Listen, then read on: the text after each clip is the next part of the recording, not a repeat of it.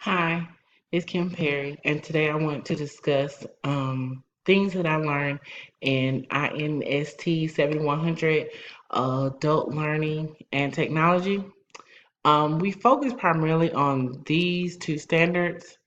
3.G is to use digital communication and collaboration tools to communicate locally and globally with students, parents, peers, and the larger community. I mastered this standard by participating in chats. Participate.com is a free source, and you can decide whichever one you want to participate in.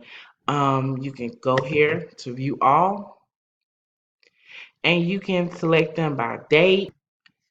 You can also go back within the week and see or read upon previous chats. Um, that have already taken place.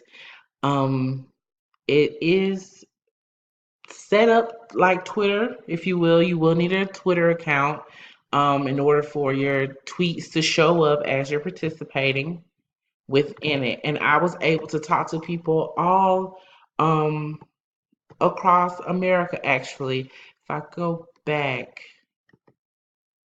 Um, no, I participated in games for ed. I learned about XP points. I think majority of the people there are from Kentucky, if I'm not mistaken. And like I mentioned, you could go back.